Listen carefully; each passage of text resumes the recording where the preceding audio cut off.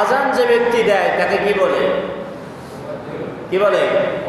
মুয়াজ্জিন বলে। যে ব্যক্তি আজান দেয় তাকে মুয়াজ্জিন বলে। এই আজান দেওয়া ব্যক্তি অর্থাৎ মুয়াজ্জিনের কি ফজিলত রয়েছে জানার দরকার আছে না নাই?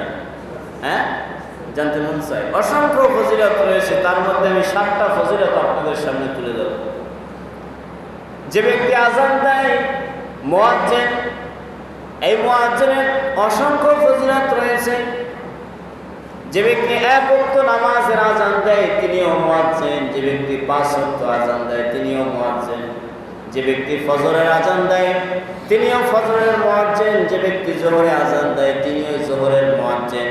এজন্য বলা হয়েছে যে ব্যক্তি আজান দেয় তাকেই মুয়াজ্জিন বলা হয়। আর এই মুয়াজ্জিনের অসংখ্য ফজিলত রয়েছে। আল্লাহ রাসূল সাল্লাল্লাহু আলাইহি ওয়াসাল্লাম 1 নম্বর ফজিলত বর্ণনা করছেন কোরআন থেকে। আল্লাহ তাআলা বলেন, ওয়ামান আহসানু কাওলান মিম্মান দাআ ইলাল্লাহ ওয়া আমিলা সালিহান ওয়া ক্বালা ইন্নানি মিনাল মুসলিমিন। আল্লাহ বলেন, ওয়ামান আহসানু কাওলান মিম্মান দাআ ইলাল্লাহ, ওই ব্যক্তির থেকে উত্তম আর কে হতে পারে? ওয়ামান আহসানু কাওলান মিম্মান দাআ ইলাল্লাহ, ওই ব্যক্তির থেকে উত্তম আর কে হতে পারে? ওয়া আমিলা সালিহা, যে ব্যক্তি নিজেও নেক আমল করে আর অন্যকেও নেক আমল করতে দাওয়াত দেয়, উৎসাহিত করে। সুবহানাল্লাহ। ওই ব্যক্তি থেকে উত্তম আর কে হতে পারে না। ওয়াকালা ইন্নানি মিনাল মুসলিমিন, এবং নিজেকে নিজে মুসলমান দাবি করে। সুবহানাল্লাহ। তাহলে বোঝা গেছে কি আয়াত দ্বারা যে ব্যক্তি নিজে আমল করে অন্যকে আমলের জন্য ডাকে, উৎসাহিত করে, দাওয়াত দেয়, তাহলে এখানে মুয়াজ্জিনের সাথে মিল আছে না নাই? আছে না? মুয়াজ্জিন মাইকে কি ডাকে? বিরিয়ানি খাইতে আসে, হ্যাঁ এই বলে ডাকে না? হাইয়া আলাস সালাহ, নামাজের দিকে আসে। হাইয়া আলাল ফালাহ, কল্যাণের দিকে আসে। তাহলে এই আয়াত দ্বারা বোঝা যায় আজানের মধ্যে যে বাক্যগুলো আছে সেই বাক্যগুলো দুনিয়ার সর্বশ্রেষ্ঠ বাক্য। বলেন সুবহানাল্লাহ। আর দুনিয়ার মধ্যে যে ব্যক্তি আজানের বাক্যগুলো বলবে, মানুষকে ডাকবে, তাহার থেকে সর্বশ্রেষ্ঠ আর কেউ হতে পারে না। রাসূল হাদিসের আল্লাহ তাআলা বলছেন যে আজানের বাক্যগুলো যে ব্যক্তি বলবে তিনি হচ্ছে দুনিয়ার সর্বশ্রেষ্ঠ বাক্যকারী। আর মুফাসসিরিন ইকরাম কিতাবের মধ্যে লেখছেন এই পৃথিবীতে সব থেকে সর্বশ্রেষ্ঠ আহ্বানকারী, মানুষকে ডাকাকারী তিনি একমাত্র একজনই ছিলেন। তেনার নাম কি জানা আছে? মুহাম্মদ সাল্লাল্লাহু আলাইহি ওয়াসাল্লাম। কি এটাও জানেন না? আরে আহ্বানকারী, সব থেকে আহ্বানকারী, শ্রেষ্ঠ আহ্বানকারী ছিলেন আমাদের নবী মুহাম্মদ আরবি সাল্লাল্লাহু আলাইহি ওয়াসাল্লাম। সুবহানাল্লাহ। তাহার থেকে শ্রেষ্ঠ আহ্বানকারী আর কেউ দুনিয়ায় নেই। নবীর মতো দাওয়াত কেউ দিতে পারছে?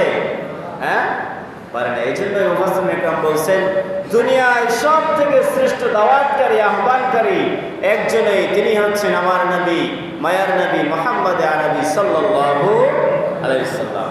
হযরত হাসান বসরি রাহমাতুল্লাহি আলাইহি বলেন, যে ব্যক্তি আযান দেয় তিনি আল্লাহর হাবিব হয়ে যায়। সুবহানাল্লাহ। হাসান বসরি কিতাবের মধ্যে লেখছেন হাযা হাবিবুল্লাহ, যে ব্যক্তি আযান দেয় তিনি আল্লাহর হাবিব হয়ে যায়।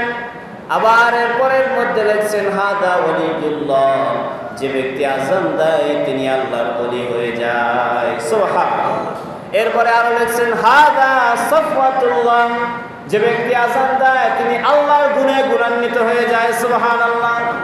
এরপরে আরো বলা হয়েছে হাযা খিয়ারাতুল্লাহ, যে ব্যক্তি আযান দেয় মুয়াজ্জিন তিনি আল্লাহর নির্বাচিত বান্দা হয়ে যায়। সুবহানাল্লাহ। আল্লাহ নির্বাচিত করে রাখে যে এই আমার বান্দা, ইনি আমার পায়ে সিজদা দেওয়ার জন্য মানুষকে আহ্বান করে, ডাকে। আল্লাহ নির্বাচন করে রাখে, নির্বাচিত করে রাখে।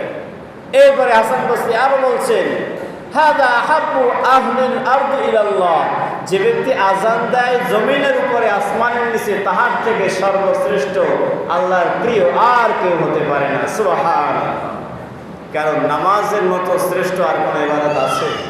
হ্যাঁ, আছে? নেই। তাহলে এই নামাজের জন্য যে ব্যক্তি আহ্বান করে তিনি জমিনের উপরে আল্লাহর সব থেকে প্রিয় বান্দা। পড়েন সুবহানাল্লাহ।